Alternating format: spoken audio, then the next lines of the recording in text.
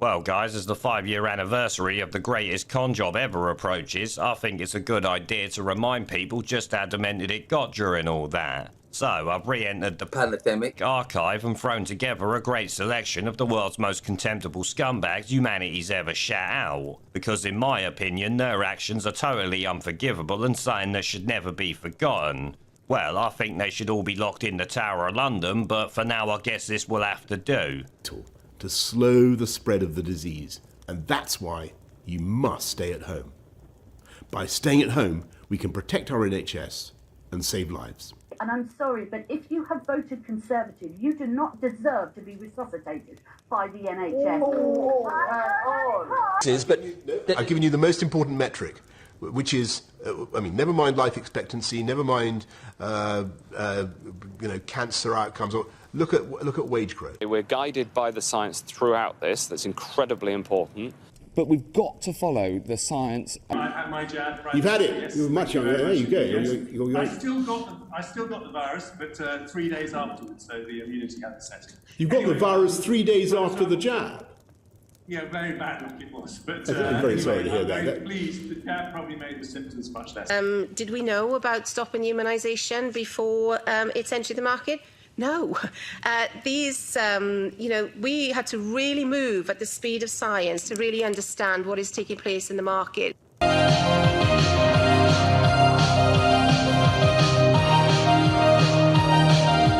We made the big call to refocus our National Health Service, necessarily requiring the difficult postponement of many other appointments so that we could double the speed of the booster programme. Mr. Hancock, you've introduced a law by which a perfectly healthy individual could be incarcerated for 10 years for wrongly misleading about the fact he or she had been to Portugal. Perfectly healthy individual locked up for 10 years. What is your legal background on that? One of the big pluses for me is that with vaccine passports, and again, I do share some of Beverly's concerns about sort of state control and all of that, but with vaccine passports, we can potentially get rid of all the social distancing, all the stuff that we've had in the past. That's the way forward for me. I think that would benefit the hospitality industry far more than just opening the doors but introducing all the restrictions we've had in the past.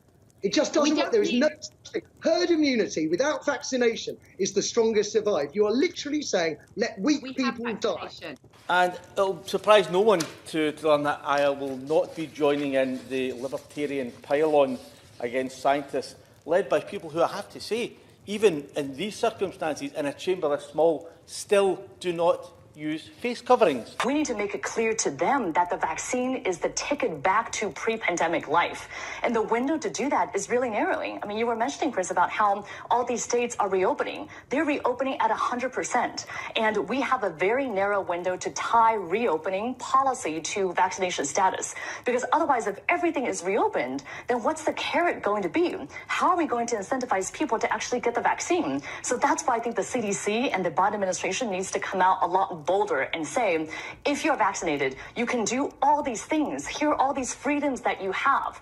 Because otherwise, people are going to go out and enjoy these freedoms anyway. People have got to understand vaccination is going to be, in the end, your route to liberty. And I want to speak directly to all those who have yet to get fully vaccinated. The people who think the disease can't hurt them. Look at the people going into hospital now. That could be you. Look at the intensive care units and the miserable, needless suffering of those who did not get their booster. That could be you. Without proof of the vaccine, you can't go into a pub, club, restaurant, gymnasium, anywhere at all. You can't travel, theatre, you can't even go into work. I mean, personally, I have to say, I don't even think that we should allow people on the streets unless they've had the vaccine. There has been a campaign via, I think, the Daily Telegraph newspaper, where the former Prime Minister, even the former Prime Minister, said that you should improve testing at airports, or indeed put testing in at airports, and we don't. Why not? The challenge is that the false positive rate is very high, so only 7% of tests will be successful in identifying those that actually have the virus. So the truth is, you can't just rely on that. And in fairness, I don't think those advocating it think that you can. I hear what you say about somebody exercising their freedom not to have a vaccine, and they're perfectly healthy, I don't want them sitting next to me in the theatre. I don't want them standing next to me at the theatre bar. I don't want them next to me or anywhere near me or even in the same carriage on the train. So, yeah, they can exercise their freedom by staying at home. You're quite emotional by that. Well, it's just, it's been, you know, it's been such a tough year for so many people, and there's William Shakespeare putting it so simply for everybody that, you know, we can get on with our lives. We're going to move to a situation where, to protect the health system, we're going to lock out people who are not vaccinated and can be. If you're making the choice not to get vaccinated, then you're making the wrong choice. You're making the wrong choice. And for safety's sake, and for the back to that point about how much work our nurses have to do, as this becomes absolutely a pandemic of the unvaccinated and we open everything up, it's not going to be safe for people who are not vaccinated to be roaming around the place spreading the virus. That's what they'll be doing. You've had your booster, and when you see people who will not take it, putting themselves at risk, it's said, do you feel the same way I do? Does that make you angry? It makes me angry, especially in America where they talk about, it's my right, it's my freedom. No, it's not, because you are a killer. As we said last week, we do reserve the right to mandate certification at any point if it's necessary to reduce transmission. And I should serve notice now that by the end of September, when all over 18s will have had their chance to be double jabbed, we're planning to make full vaccination the condition of entry to nightclubs and other venues where large crowds gather. Proof of a negative test will no longer be enough. But not just, it's in place, so you need to know. Not that way, because it's blocked. You're not going that way because of COVID. Don't touch me, just move away from it. I know you're big and strong, so you want to fight, try everyone. But look, those measures, those Plan B measures, are only in place because the Labour Party stepped up and acted in the national interest. The right thing to do, according to the evidence. My privilege to have been asked to conduct our service today to celebrate the life of Alan Wright. I therefore offer you all a very warm welcome as we unite in love and friendship to...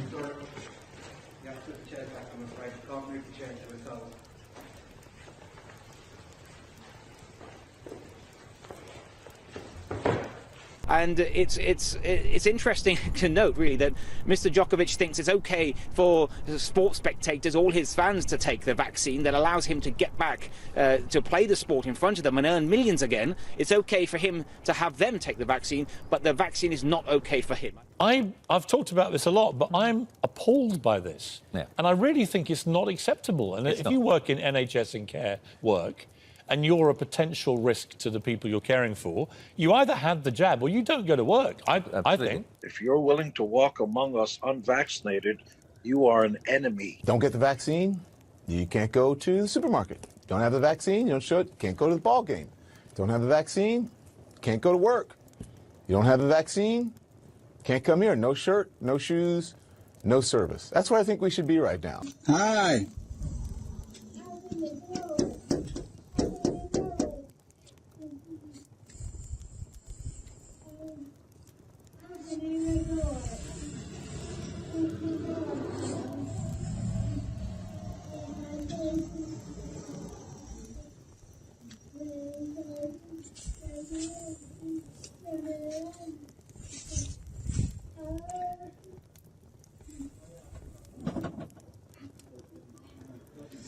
Yep.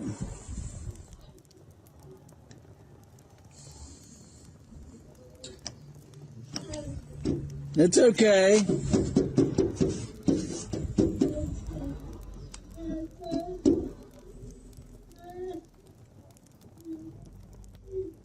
Hey, I love you.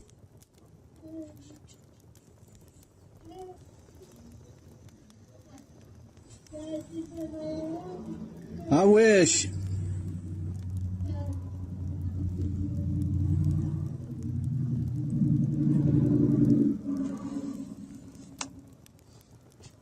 She still got that ankle monitor on? Damn prison.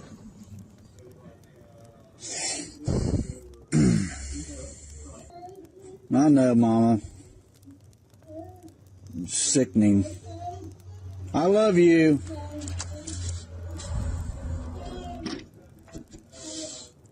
But in order to do all that, we all need to take the COVID-19 jab. It's all of us in this together. Things will slowly get back to normal. Well, what they're calling the new normal. But in reality, the new normal will mean needing a vaccine for doing the kinds of things we used to take for granted. Because we love you, we want you to be safe. We don't want you to be left out or left behind. Don't let your concerns be the thing that widens racial inequality in our society. Don't let coronavirus cost even more Black lives. Because we matter. Stay local and do not congregate. Don't talk to your neighbours. Please keep to your bubbles. We know from overseas cases of the Delta variant that it can be spread by people simply walking past one another. So keep those movements outside to the bare minimum, wear a mask, and make sure you keep up that physical distancing. To winter. I'm going to come on to it in the detail of my speech. But one important feature of this proposed legislation is that it gives staff a grace period in which to get vaccinated. The longer we take on this, the more risk there is to having that grace period. Emmanuel Macron said his government's vaccination strategy was to piss off the unvaccinated by continuing to make daily life more difficult.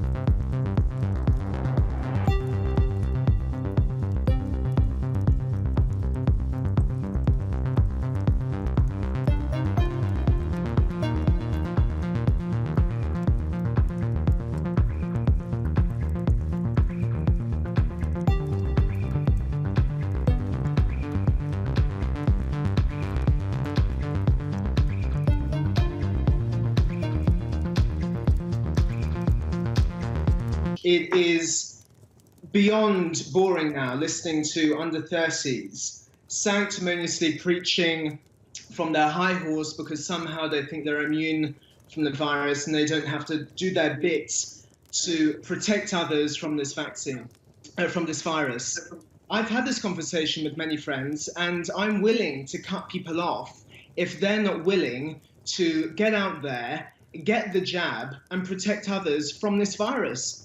I'm done with people like Joanna lecturing the public, lecturing the viewers at home, saying, well, I'm under 30, I'm not really at risk, it's okay, my body, my choice, this philosophical junk, and it needs to be stopped. When are we going to stop putting up with the idiots in this country and just say, it's mandatory to get vaccinated? F them, f their freedom. I want my freedom to live. Frankly, if you're not vaccinated at the moment and you're eligible, and you've got no health reason for not being vaccinated, you're not just irresponsible. I mean, you're an idiot. I don't take the vaccination only to protect me. I take the vaccination to protect all the people around me. And I don't understand where that is a limitation of freedom.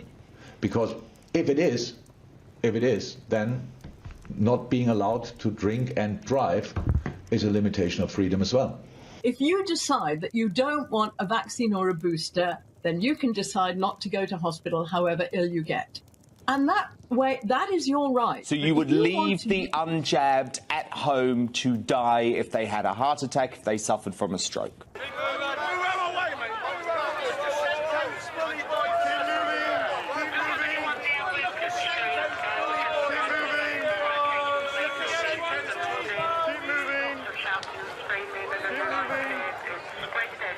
It is, of course, illegal to travel abroad without a legally permitted reason to do so, so it's illegal to travel abroad for holidays and other leisure purposes.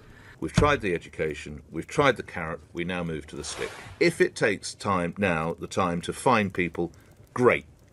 Let's start. Let's never go with €100, make it £100, right? And it starts, and I tell you what, it's not 60 above, let's make it 40 and above, starting on Monday, okay? Now, if we come round, knock on the door, and you can show on your phone or you've got a letter or something, you've got an appointment, that's fine. But if you willfully oppose now, you're 40 and above, £100 fine in December, £100 fine in January, £200 in February, £300 in March. By the end of the year, you'll be spending about £1,000, and that might cut through your ignorance.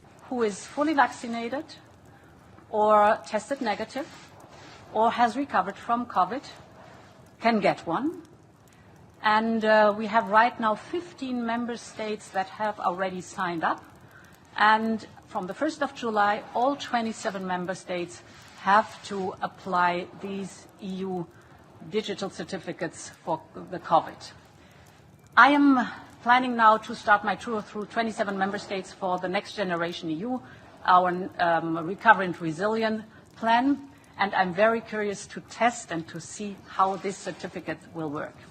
Is that obviously everybody is working flat out to do this. We're greatly in advance of all comparable countries, but we do hope that we'll be able to do tens of millions in the course of the next 3 months. I can certainly give you that figure, and you mentioned, and that's why. Okay. When you think about that figure, Andrew, that's why I go back to government has taken every possible step that we reasonably could to prepare this country for the consequences of winter. What we could not have foreseen, I think, let's come on reasonably, to that. was the arrival of a new variant of the vaccine. But which was spreading between 50 and 70% faster. We just have to make people understand that, you know, no jab, no life, and that's how it is. Fully vaccinated foreign nationals, fully vaccinated Americans. Those are the people who are allowed to come to Canada right now. Because we know that this fourth wave that is filling up ICU beds and putting a strain on healthcare systems across the country and slowing down our economic recovery in certain parts of the country is a wave that is affecting the unvaccinated. Why would you put elderly people at risk or vulnerable people at risk just because a few people are not prepared to have the jab? They keep going on about human rights and all this nonsense. The world's changed. We need to get everybody jabbed. It should be no job, no jab, no job, no travel if you've not had the jab. It should give them no of the furlough money if they've not had the jab. I know it's not what people want to hear, but we need to stop pussyfooting around. It's the only option we've got at the moment to get through the pandemic. I'll repeat it. If you are anti-mandate, you are absolutely anti-vax. I don't care what your personal vaccination status is. If you support, champion, give a green light, give comfort to, support anybody who argues against the vaccine, you are an anti-vaxxer. Absolutely. Your personal vaccination status is utterly irrelevant. And if you are out there in any way, shape or form campaigning against this mandate, you are absolutely anti-vax. If you say pro-persuasion, stuff it, shove it. We are absolutely going to make sure as many Territorians as possible are vaccinated. That is our best protection against this thing. And if you look at the Doherty modelling that's only come out since, that says if you double dose 80 in remote communities, 5 and up, I think you'll see our vaccine mandate is absolutely crucial to protecting lives, particularly Aboriginal lives. You probably don't see it like this. There's two different classes of people. If you're vaccinated or if you're unvaccinated, you have all these rights. If you are vaccinated... That is what it is. So, yep. It goes, vaccine, vaccine, vaccine, vaccine. I'm begging of you, please don't hesitate. Vaccine, vaccine, vaccine, vaccine. Because once you're dead, then that's a bit too late. So I just want to say to all of you cowards out there, don't be such a chicken squat. Get out there and get shot. Yeah, I mean, look, it's complete nonsense to claim that vaccine passports mean that you're being forced to get the vaccine. Everyone has a choice. We have choices in all parts of our lives every day, but choices have consequences. And if you're not willing to take the step that is scientifically proven to make yourself safer and those around you safer by getting your free 2 doses of the vaccine, then you are making a choice that has a consequence that you can't do some other things. And I think it's fair enough that the government has said they'll wait till September, because that's when everyone aged 18 and over will have had the chance of their second dose. So people that refuse to get that, for me, those people are selfish, they're dangerous, and I dare say they're a bit stupid, because I can't understand why you would turn down your vaccine, and I don't think that they should be able to lead their lives as normal when they're putting other people at risk. Third, Mr. Speaker, we'll be backing this new system with strong enforcement of both home quarantine and hotel quarantine. People who flout these rules are putting us all at risk, and we'll be putting in place tough fines for people who don't comply. Otherwise, dismiss anything else. We will continue to be your single source of truth. We will provide information frequently. Excuse me, is this your timeout from the red flight? Is this the timeout from the red flight? What? How much time do you get? How much do you get? Half an hour? Okay. A couple of times a day you can. What? You're joking.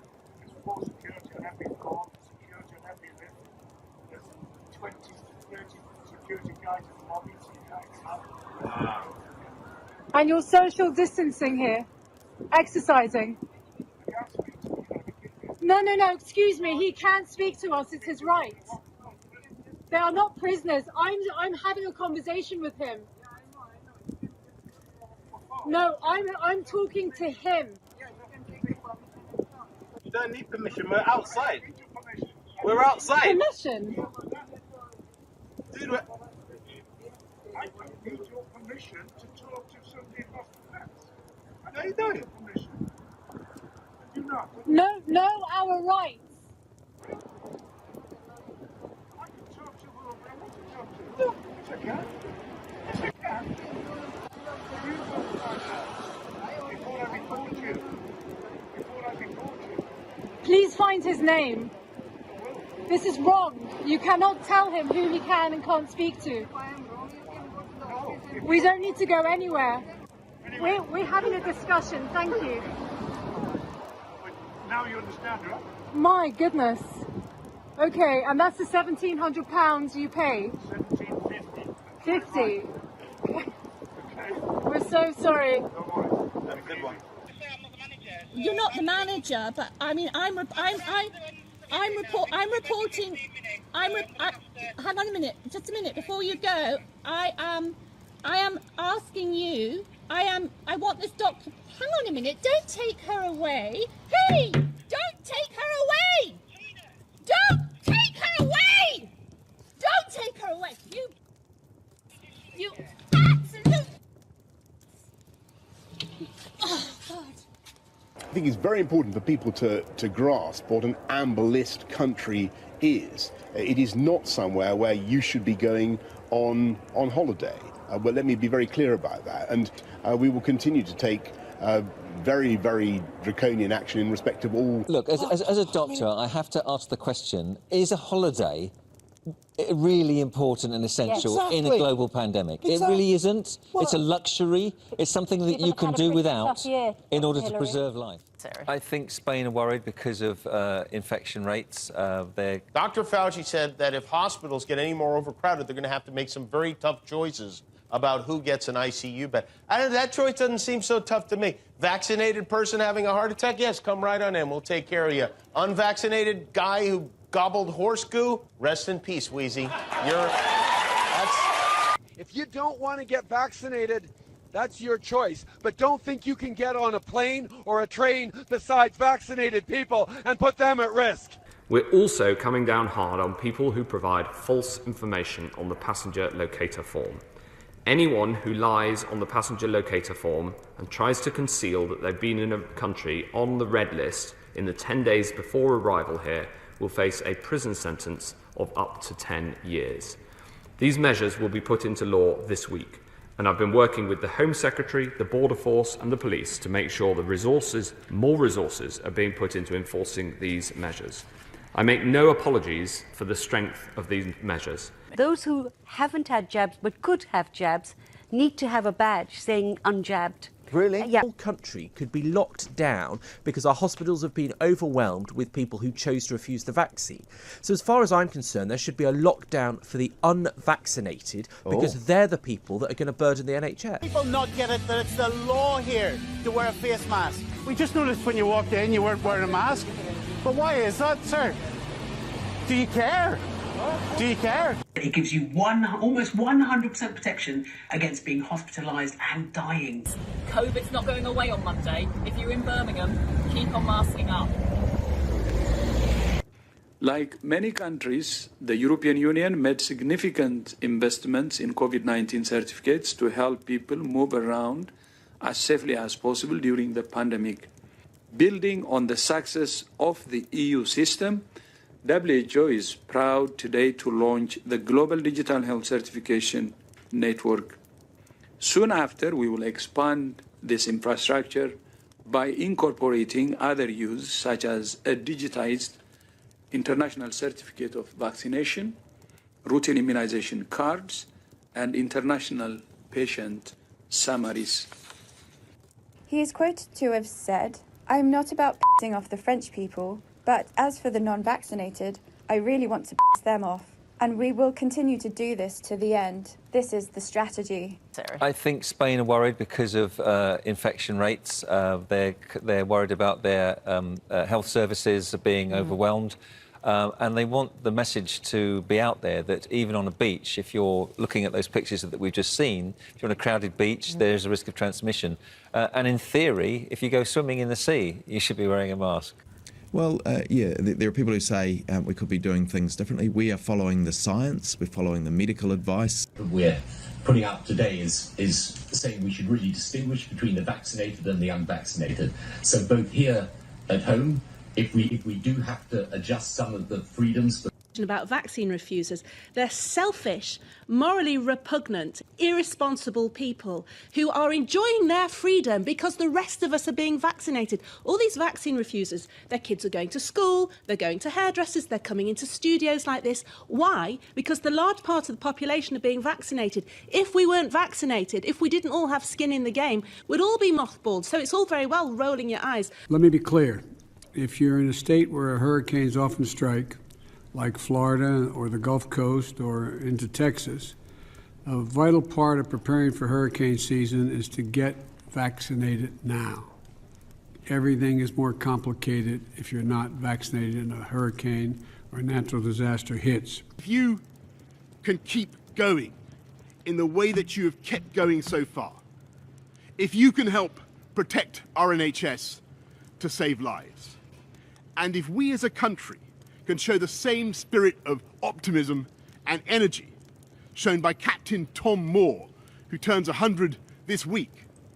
After all, nobody is safe until everybody is safe. And what we want the G7 to try to agree is that instead of vaccinating the whole world by 2024 or 2025, which is the current, what we'd achieve on the current timetable, we need to get this done by the end of next year, by 2022. Okay.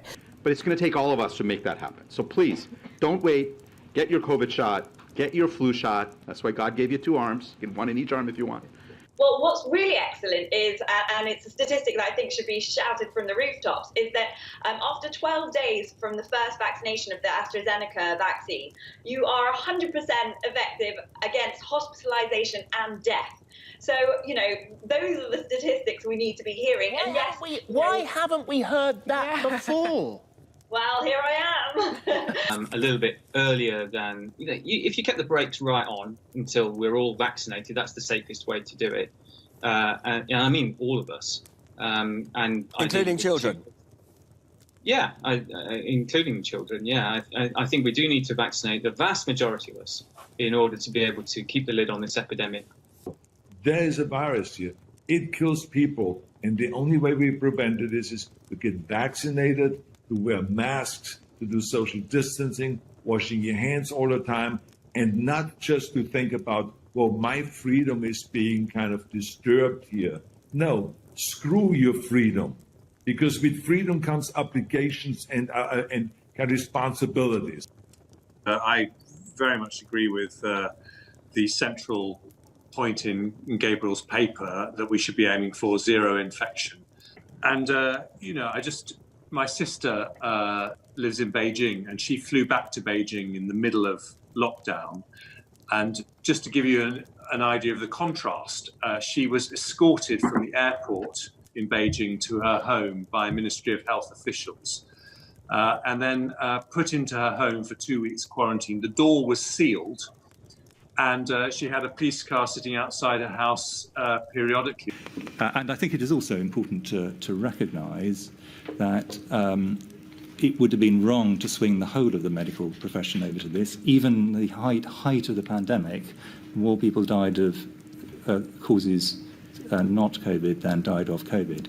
Every one of those deaths is tragic on both of those sides. And the thing that was most useful to me when the pandemic struck was making sure we had a piece of legislation ready to get onto the statute book. Now, there's a lesson there as well, which is we need a new piece of legislation, both for civil contingencies, and we need an update to the 1984 Public Health Act. And I'm very happy to give further evidence on what's needed there.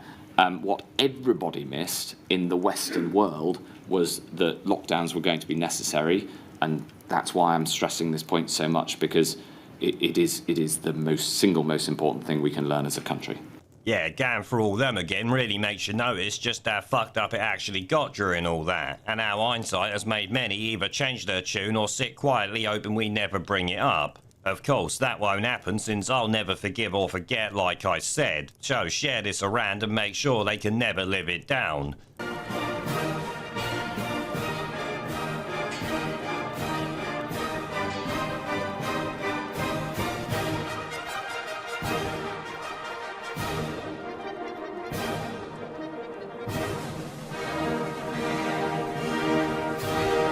Pandemic